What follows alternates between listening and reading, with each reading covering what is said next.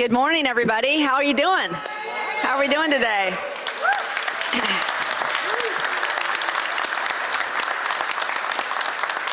Thank you all for being here. Hi, Carmen. So wonderful to see. I got to come hug this lady.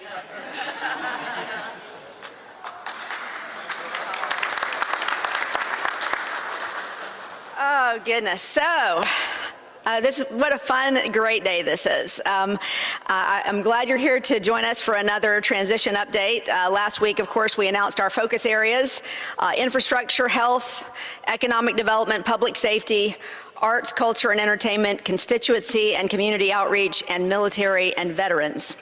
These committees are beginning to meet and to discuss the issues and develop policy solutions for our incoming administration. Today, I am so excited to introduce you to my executive team in the mayor's office. This exciting team of leaders from across the political spectrum represents the culture of collaboration that we intend to create here at City Hall. They have spent their careers solving problems, thinking outside the box, and engaging the public. I can't wait to work with them and to bring positive change to Jacksonville. So with that, let me start here on the end with my Executive Assistant, Erica Connor. Erica will serve as Executive Assistant. She's a former practicing attorney. She's a law school counselor and legal recruiter with experience managing local and state political campaigns, and she's also a big gator, which I won't hold against her, but. You didn't have to applaud that part, but the applause for Erica is great. Okay, so Pat McCullough. Pat will serve as my Chief of Staff. Yes?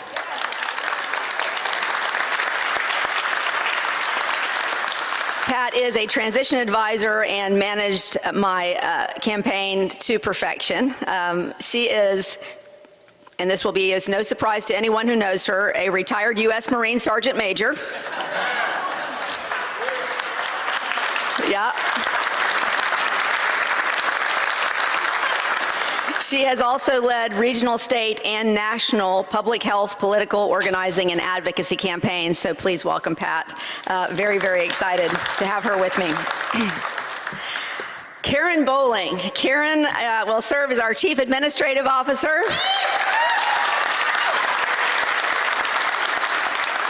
And can I just say to you, as someone who is new to all of this in the mayor's office, I don't know how we would have survived the last few weeks without Karen. She has served as our transition advisor as well, but she has been absolutely invaluable in putting this team together and doing the things that we need to do to get this transition process going. She is the Director of Entrepreneurship and Innovation at the University of North Florida.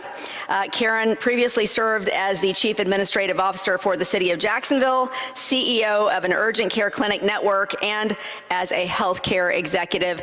All of these folks have many, many, many more things on their bios, but we asked them to keep it to 2 lines. So that is Karen in a nutshell, and much, much more. So excited to have her on the team as well.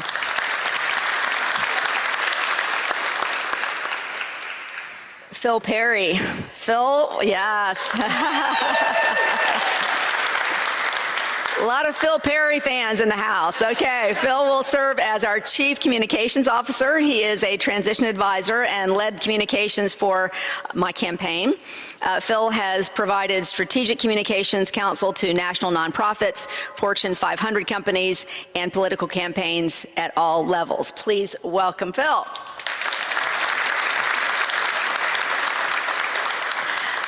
Now, don't hate me for this one, half the city, okay? Melissa Ross will serve as Director of Strategic Initiatives and Liaison to the Press. She is the host of First Coast Connect and co-host of the Florida Roundup. Beyond her time as an award-winning radio host, she has been a television anchor, reporter, and executive producer, and as many of you know, so much more on so many important topics in our community. So excited to welcome Melissa to our team here at City Hall. And yes, that means you'll have to get used to somebody new for your morning radio. Listen, close that jaw. Dr. Sunil Joshi could not be with us today, but what an important part of the team he is as well. Dr. Joshi will serve as our Chief Health Officer. He is yes. Dr. Joshi was seeing patients today, so he could not be with us this morning, but he is an allergist, immunologist, and has also served as president of the Duval County Medical Society and several more local and state medical associations. As you know, healthcare and health access is a very, very important piece for me, as I know it is for our president of our city council, Ron Salem, when we're excited to work together on those initiatives. So very, very excited to welcome Dr. Joshi to the team. Dr. Parvez Ahmed, step forward. Oh, I'm sorry. I skipped Lakeisha. I did not mean to do that. Sorry, Lakeisha. I went wrong order. Actually, you know what? I skipped Lakeisha for Dr. Joshi. That's what I did. Lakeisha, it's not personal, I promise. Step forward, please. Yes.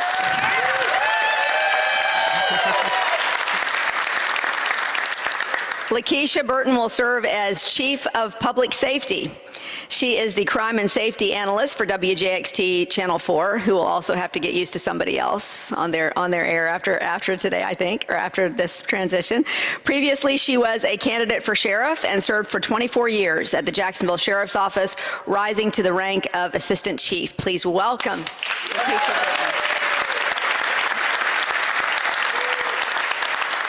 Burton. Okay, now, Dr. Parvez Ahmed.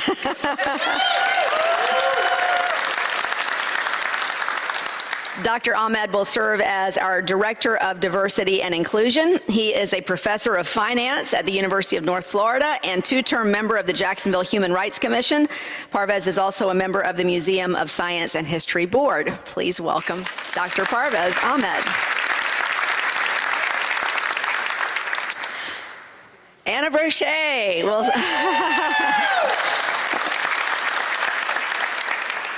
Is this a great team or what? I'm so excited. Anna will serve as our Chief Financial Officer. Yep.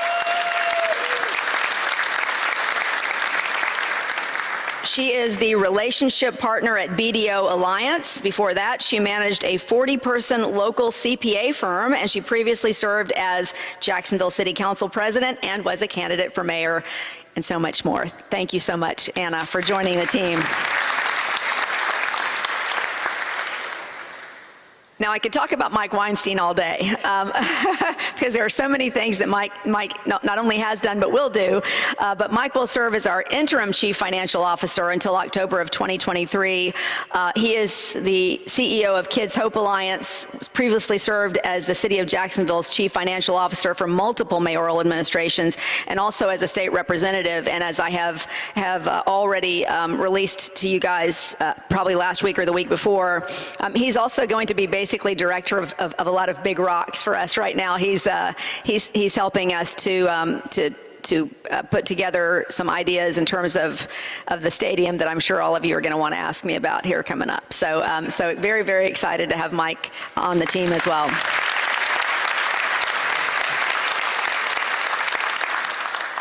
Ed Randolph will serve as Director of Economic Development.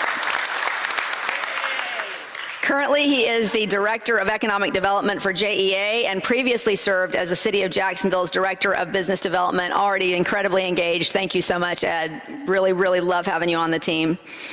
And former City of Jacksonville General Counsel Jason Gabriel is going to serve as he's going to serve as chair of the Qualification Review Committee as it evaluates new general counsel candidates. So I know that's probably on your mind is how that process is going to take place. That is starting now as well. I have also appointed Bob Rhodes to serve as interim general counsel.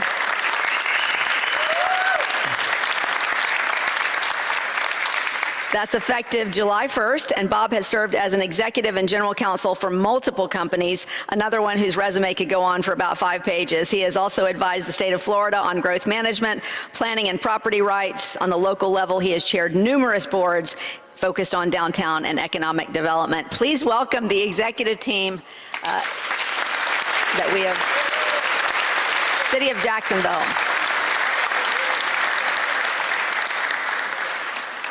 So with that, I will be happy to take your questions for a few moments. Hi, Jake. I'll ask you the same question I asked Shad Khan the other day. The 50-50 split on the Jags Stadium, $1 billion investment potentially for taxpayers. Is that something you'd like to see come down? Is that flexible? Can taxpayers stomach that large of an investment up front? I'm going to answer you the same way that I've answered you every time you've asked me that question for the last several months, but I understand why you have to keep asking. I get it. Look, I have had already a number of conversations with Mr. Khan and with Mark Lamping. Mike Weinstein, as I said, has also been in contact with them. We've had good conversations, but look, I'm not even in office yet. These negotiations have not yet begun. So I do want to put aside a couple of things that I've heard. Just look, I know that a lot of people are already casting this and looking at this as an adversarial situation, and I understand anytime you have negotiations, you're gonna see that sort of thing. But I want you to understand that these huddles that the Jaguars are having right now, that was something that I asked them to do when I met with Mr. Khan months and months ago. I think it's incredibly important to take what their plans are, put those plans in front of the public, and hear the concerns of the public firsthand. And I give them a lot of credit for setting up 22 of those. So I don't have any problem with the fact that those are happening, and I'm actually very appreciative of the fact that they included that in the process. So I'm looking forward to a very productive negotiation season. I think that, frankly, we both really want to get to yes, and I think that will be a process that will certainly be a process, but I think it's going to be fine. So, yes. Hi, Jim. Hey, how are you doing? Good. I just want a question on the team here that you have. Many of them have already been involved in negotiations during the budget hearings that are going on right now, at least as they're presenting their plans. We've seen them up there. What are your thoughts on this current budget that you're going to have to deal with? Where do you see some of the biggest obstacles? A second part to this question, you know, we're starting to see problems even with the Parks Department right now, those swimming pools, half of them closed already, which is going to be an issue when you take office. But this overall budget, $1.7 billion, what do you see as the important thing in this budget, and where do you go from here? Well, look, we're just in the process of going through the budget right now. That's what I have Mike Weinstein, Senator Audrey Gibson, Anna Brochet have all been involved in that budget committee, and they're really going through it at the moment. I've had some great conversations already with President Salem. I think it's a process we have to go through and look through it. You know what my priorities are. My priorities are you know, their infrastructure is a big piece for me. I'm going to be looking at opportunities to spend more on infrastructure, and as I've said, I'm going to try to find some federal grants on that front. But at the end of the day, infrastructure, health, economic development are the three big rocks for me. In addition to, obviously, we have a large public safety budget, which is very important, and so we'll look to make our mark on that budget, and at the same time, you know, it's a very small window, so I wouldn't look for huge changes in that budget from our end on a lot of fronts, just because there's not a lot of room there. Do you want to address the swimming pool issue? Look, I mean, I'm not going to throw anybody under the bus for something I don't know much about. I heard about this yesterday just like you did, but I will say that I think it's an important thing for our community to have those swimming pools available. It's not a ton of money, and I'm not certain what has happened that has kept those things from being open. I understand that it's a maintenance situation. We certainly need to advertise positions if we have positions for lifeguards, but those are the sorts of things that, you know, I think we need to make available to the public. When those are the things that frustrate people, right? When they see that you can't open public swimming pools, but you can look at doing all these other things. That seems to be a relatively small thing to be able to do for people in this community in the summer. Two more questions on the stadium, sort of big picture questions. The Jaguars have a schedule that they'd like to see a deal reached. Do you have a schedule yourself in terms of when you would like to have a deal negotiated? And secondly, they would like to have the stadium and the surrounding development be a big, one size fits all. Is that an approach you'll take, or would you like to just take on the stadium on its own negotiate that deal separate from all the other stuff surrounding the stadium? Look, like I said, I don't know how the negotiations are going to break out, but I will say that one of the things that I have said repeatedly to them and to everybody who would listen is that there are important needs in this city. And one of those needs is to make sure that our older historic neighborhoods start to get some love. And so when I met with Mr. Kahn and Mark Lamping early on, I brought that up. And so I do appreciate that there are other things that need to happen. I'd like to have some conversations around what that looks like, and I'm sure we will. But I'm not at all disappointed that at least is something that's been part of the process of discussion. The sheriff has kind of put out his ask for new officers. Any thoughts on that ask will be able to be met in the upcoming budget? Yeah, I've said that I want to include new officers in the budget. I just haven't had a chance to actually look at the proposal yet, but I will. Another question on your team. Do you think, is there going to be like conflict with city council? You've got a strong Democratic team up here. There's some Republicans up here too. I got a couple of Republicans and an NPA up here, so don't get on me there, Jim Piggott. I got a bunch of people. I'm gonna have some Democrats on my team. Okay, there's gonna be Democrats on my team. Understand, but how's this going to work with city council? You've got big names on your team as well, and people that have been worked in the past, that have been outspoken in the past. Is that going to be a problem? Listen, nobody gets into this to be a shrinking violet. You get into this to make a difference. And so I'm thrilled to have people on my team that are used to speaking out and are really productive members of this community, and I think the same is true for our city council. So I think we're going to work well together. I'm excited about it. I have great relationships with a lot of folks on the council, looking forward to building more.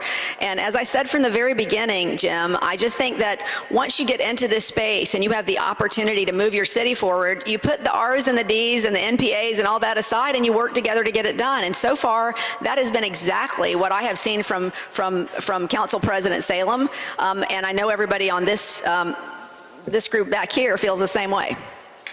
Yeah. Hi, Mike. Good morning, Mayor-elect. How are you? Good morning. Good morning.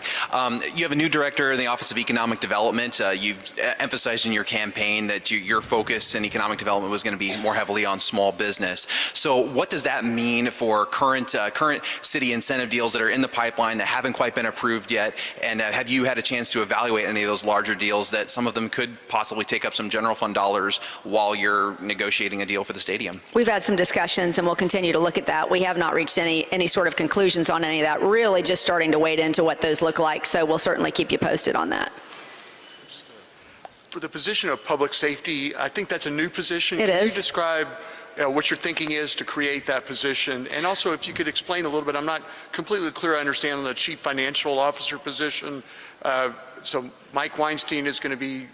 Oh, okay. Okay, let me start. Let me start. Well, I do everything I can to confuse you, David. That's the goal. So the first question was about the chief of public safety. Yeah. Right, exactly. Well, as you know, public safety is a very important job in this community, and I think the mayor's office has to play an important role in trying to be a good partner to the sheriff's office. I have said repeatedly that I would like to bring back the Jacksonville Journey. I think that's going to be a Herculean effort, and I know that Lakeisha is excited about that, and she's just always been so amazing in terms of her ability to not only communicate with the public but build those partnerships with the community that are so important. And I think that we're going to see a lot of activity on that front. The Journey is one of the breakouts in the committee structure. So my thinking was we want to really robustly build those community relationships that we need to build to be a good partner to the sheriff's office, and that's what we'll focus on. And your other question was? Just on the financial officer. Oh, okay. So not surprisingly, these folks all have jobs, right? So some of them could wrangle away quicker than others. Not everybody can start July 1. So Anna will not be joining us until I think October. Is that right, Anna? Yeah, Anna will be joining us in October. So Mike will step in until that point. It's just our way of just tossing a million things at Mike, just so to see how many he can juggle at once. That's really really what it is. Well, thank you, everybody. I appreciate your time, and hope you're as excited as we are about this new team.